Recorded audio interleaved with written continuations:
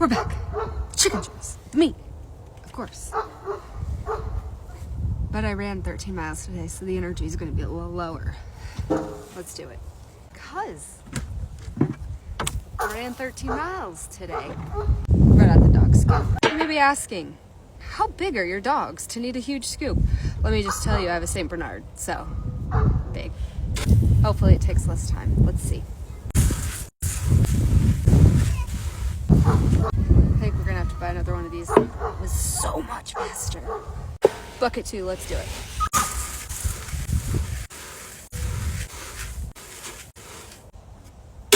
Scoop, drop. Let's get us water. It is fantastic that it's warmed up so we can clean it. Otherwise it's just poopy ice chunks. There's one girl in here.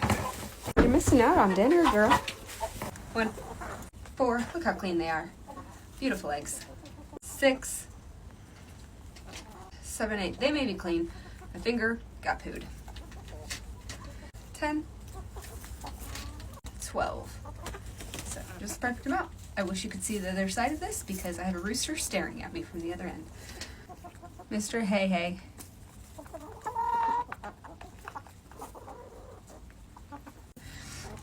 Happy chicken chores. See you tomorrow.